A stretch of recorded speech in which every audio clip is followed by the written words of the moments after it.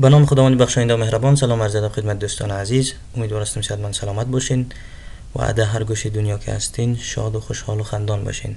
شما را خوش آمدید میگیم به ویدیوی جدید از کانال یوتیوب سیستی یا کامپیوتر ساینس تکنیسیان. دوستان عزیز، نگفته نمانه برای حمایت از ما برین کانال ما را سابسکرایب کنین و دکمه زنگوله را بزنین تا نوتیفیکیشن برای شما ظاهر شود. هر ویدیویی که ما میمانیم براتون نوتیفیکیشن بده یوتیوب. خب موضوع امروز ما هک کردن ویندوز می باشه که نه کدام موضوع ساده است و نه زیاد آسان. خب دوستان، کمی زحمت نیاز داره. شما میرین ویندوزتون پسوردش از بین میبرین، البته در زمانی که نیاز باشه. ولی دوستان کوشش کنین که کامپیوتر کسی را بدون اجازه نرین که پسوردش از بین ببرین. خب هدف ما هم از این ویدیو هدف آموزشی است. فقط زمانی که با مشکلات مواجه میشین برمیخورین از این راهکار استفاده کنین. خب به خاطر که حجم همین ویدیو زیاد نشوه ما از کامera استفاده نمیکنیم تا روی ویندوز امتحان کنیم. میریم روی ورچوال ماشین یا سیستم مجازی استفاده میکنیم. میایم ورچوال ماشین روشن میکنیم و اینم کلان میکنیم از این قسمت. بعد ویندوز 11 انتخاب میکنیم و روشن میکنیم. خب منتظر میمونیم سیستم بالا بیاره ویندوز. این ویندوز 11 روی سیستم مجازی نصب شده. شما هم میتونین روی سیستم مجازی روی ورچوال ماشین استفاده کنین. خب حالا منتظر میمونیم تا باز شوه و اینم اسکیپ میزنیم تا سیستم چک نشوه.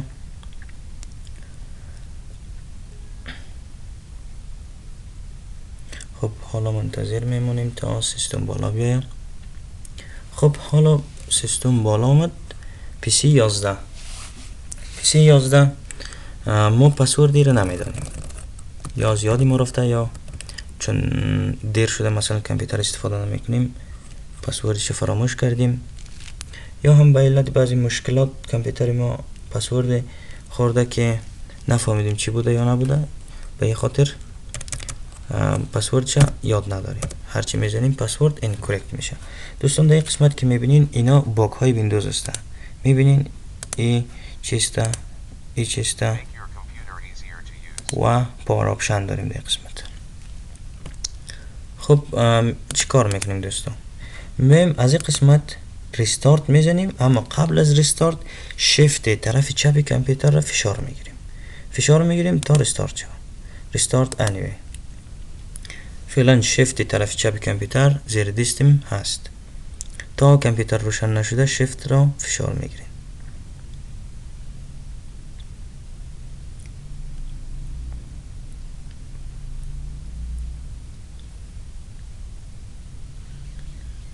خب حالا شیفت را اعلام میتیم. بعد سیستم رفت طرف اتوماتیک ریپیر. حالا سیستم اتوماتیک ریپیر را بالا میاره و ما از قسمت میریم کار خود انجام میدیم.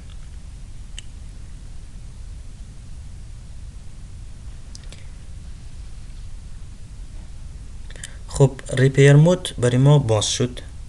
اگر دوستو شیفت را فشار نگرفتید 3 بار کامپیوتر را با تگمهش خاموش روشن کنید تا سر اتوماتیک ریپیر بره.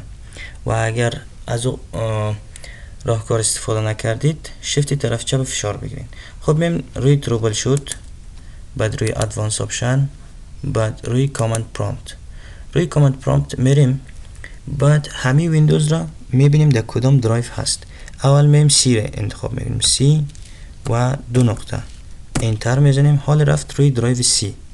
بعد دی آی آر یعنی دایرکشن بده. خب در این قسمت ویندوز ما نداریم دوستان. میم دی را انتخاب میکنیم، دی و شارحه انتر میزنیم و دی آی آر نوشته میکنیم. خب دوستان میبینین که ویندوز ما داخل ویندوز و یوزر و پروگرام فایلز و اینا داخل همین درایو دی ما هست. خب چیکار کنیم؟ حالا سی دی میزنیم، سی دی نوشته میکنیم. بعد میگیم داخل چی شوه؟ ویندوز شوه. سی دی داخل ویندوز بره. بعد چیکار میکنیم؟ حال داخل ویندوز رفت سی دی.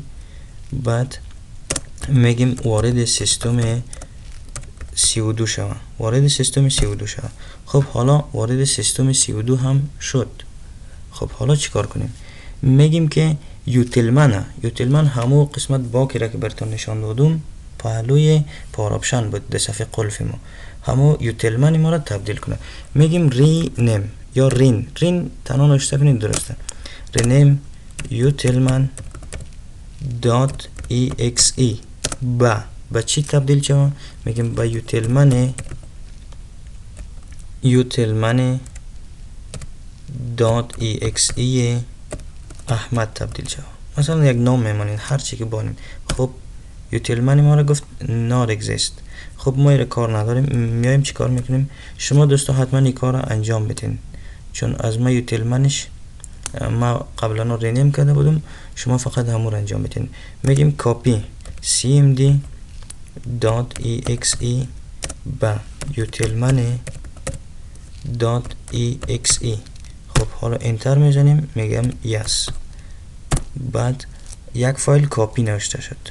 خب این فایل که کاپی شد، حالا exit میزنیم، از قسمت exit میزنیم. بعد کانتین روی ویندوز 11 ما رن شد. خب منتظر میمانیم ویندوز 11 بازم بالا بیایم.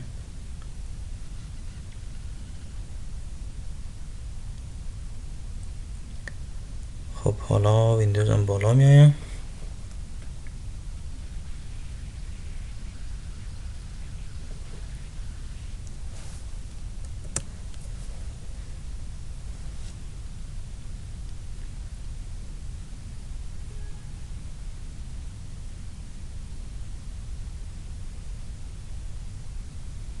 خب ویندوز بالا آمد دوستان. حالا یک کلیک میزنیم، بعد بازم پسورد ما بلد نیستیم دیگه، incorrect میگه. خب پیشتر ما گفته بودم که اینا باگ است. این یوتیلمن است دوستان، ایره فقط ما تبدیل کردیم به cmd. ایره میزنیم بعد cmd به ما باز میشه. ببینین دوستان cmd که باز شد دیگه کار ما راحت است. نوشته میکنیم net user. کدام یوزر در قسمت هست؟ PC 11. ما PC 11 را کار داریم. PC 11 قسمت هست. بعد نوشته میکنیم net user PC 11. بعد یک فاصله shift همراه شماره 8 از این علامه ستاره است. بعد انتر میزنیم، میگه type a password for the user. یک پسورد ما خالی میمانیم، باز انتر میزنیم، باز میگه ری تایپ، باز یعنی تایید کو، باز انتر میزنیم و successfully. خلاص همین قدر بود دوستان. حالا چیکار میکنیم؟ خالی است، فقط یک ویلکم. اینم دوستان از قسمت کرک کردن یا هک کردن ویندوز. بسیار دوستان ساده و آسان است. فقط شما میرین یک چند خط کد نوشته میکنین، خلاص میای سر جایش. تمام کدایی که نوشته کرده بودین کرک میشه و میتونین به راحتی ویندوز رو هک کنین. دوستان عزیز اینم از هک ویندوز. فقط یادتان نره کانال ما را سابسکرایب کنین و ما را حمایت کنین با سابسکرایب کردنتان. خب تا ویدیوی جدید شما را به خداوند پاک میسپاریم و انشالله در خدمتتان خواهیم بود.